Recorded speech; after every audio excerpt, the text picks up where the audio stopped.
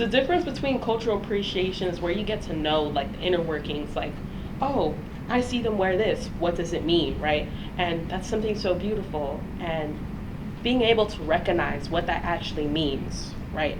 Like, recently, I have been seeing an uprising of specifically white people having dreads, and I mean dreadful, but not even detoxed or anything. It was bad, but just. And I remember I was talking to one of them. I was like, "Hey, like, what was your reason for doing this?" And I just wanted to know. Like, I wasn't mad at them or anything. I was just like, what's it? And they were like, oh, well, just because of my personal experience. But I was like, have you read about like why they're dreads? And with the appropriation, it's just something that's starting to get like, as of late, I've been seeing a lot of people getting bold with the appropriation, like bold, just outright saying it, because they don't have that respect for that culture they're taking from, specifically Black culture.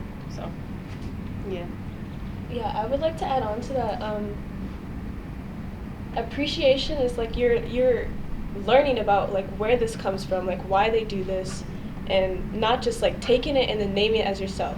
Like like with the dreads, like you're just taking it. You don't know like why they have dreads. You don't know why people like the history behind it, and then just like claim it as a hip new hairstyle. Like you're undermining the significance and the culture behind it. And then I forgot what I was gonna say. Yeah, I mean, I feel like there's been a lot of debate over what's cultural appropriation and cultural appreciation lately.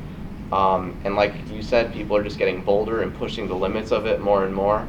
But I think as a generalization, because it really does vary in instance, but as a generalization, like you said, it's if you're learning, if you're trying to understand and appreciate what a culture is doing, the rationale, the history behind it, then that's cultural appreciation. But if you're treating somebody's culture, somebody's lifestyle as like a costume or as just another outfit to wear with your day, then that's definitely cultural appropriation. I think that this is a great start. I know that this is the Austin ISD central office. I would like to see this more on like campus, like more parades, more events at schools where we can learn more about other cultures. Yeah. I feel like it starts with having those hard conversations. Yeah. And then having adults who can make changes other than kids who are trying to make change and it not always necessarily going the way that they want, to have understanding, you know? It comes down to understanding and like how open-minded you are to understand the perspective that we are coming from and put yourself in our shoes and how we feel and then go about that and think about that and then go about making change, you know, not for us but while including us, you know?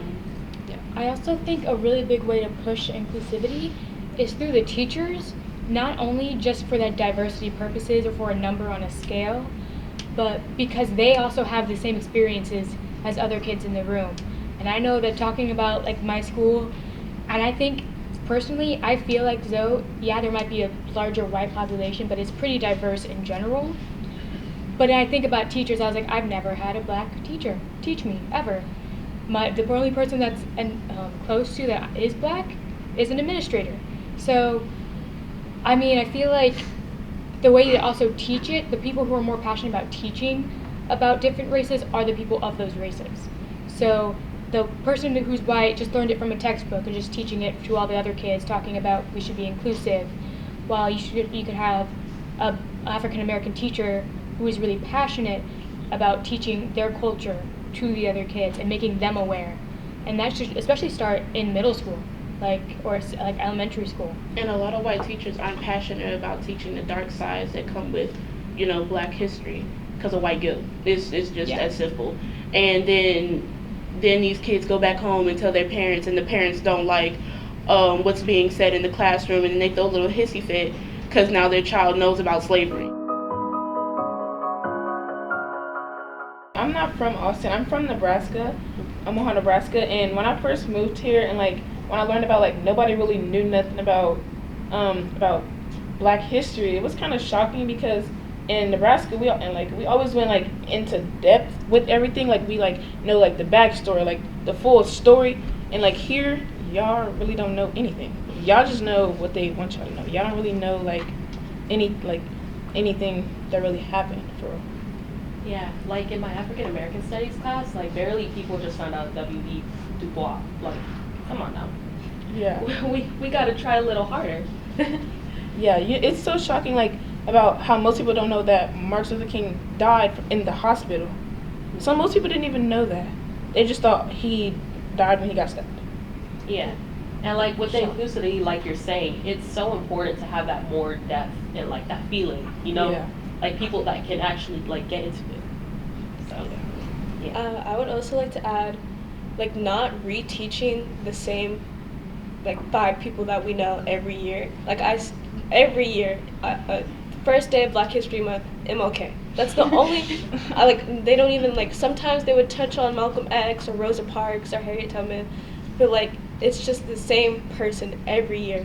And, like, we acknowledge how powerful they are, but just learning that one person shuts us out from learning anybody else, and like learning more history than we already know. There should be no reason we learn the same person all 4 years of high school or all throughout our education. Yeah, like beyond the curriculum. Beyond the curriculum. Yeah, so the one thing I love about elementary school is if you see throughout the years, you can see like we care less and less about Black History Month.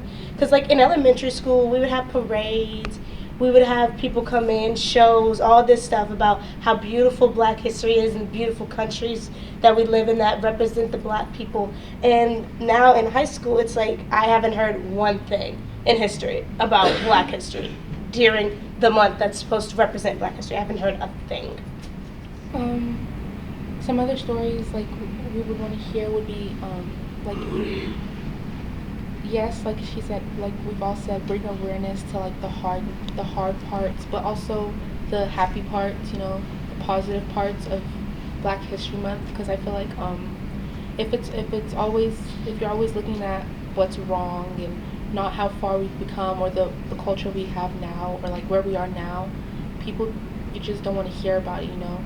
As much as you want to bring up the challenges and, you know, try to overcome them, we should also appreciate what we have now and appreciate like how far we've come and talk about the positive, you know, make jokes, you know. I think I really want to learn more about specifically where we come from, like Africa in itself. My friend who was from Kenya goes back a couple times a year, and she would always come back with waist beads. I thought they were the coolest things, and I immediately just looked up about, like, started looking about the culture in Africa and not just African Americans. And I think all we talk about is how Black people have survived in America, but why don't we go back all the way to the beginning, all the way in Africa, and talk about their cultures and all the different cultures in Africa, because there are hundreds of different types of languages and practices that they do over there, and I think it's just super cool, and I think we should learn more about that. At my school, we really don't learn anything. It gets mentioned, like, oh, you know, there was slavery. Yeah, there was slavery. Moving on, next white person. Let's talk about Christopher Columbus, you know? But I want to add on to what you said, you know, looking at the good parts and stuff and appreciating the things that we have now. But, like, sometimes it just feels like, is that enough? Just because, you know, there's things that we have now and we've come so far and stuff like that, there's still a lot more to be done, you know? And are you, like, willing to settle for less, or are you willing to settle for more, you know? Yeah, I agree with that, and I definitely think, like I said, you should continue to, you know, advocate for what you want more, but, like, that, like, also, don't settle, but, and I won't say appreciate what you have now, but, like, we have a culture, there's some stuff we should, like, you know, be positive about, you know, not saying that we should say, oh, this is good enough or we're here, but, you know, time does fly and we can't spend every second, you know, we have to live in the moment a little, so definitely go and try to make stuff better, but also don't forget to, like, you know, be happy and, you know, like positive. And the only reason I said that was because, you know, when you see how far as a people, like, you know, as we come, you know, how far we've gone, people start to get comfortable, and they stop fighting for the cause. Period. You know, so that's a problem because there's still a lot more that needs to be done, and that's the only reason I want to add. Yeah. Okay.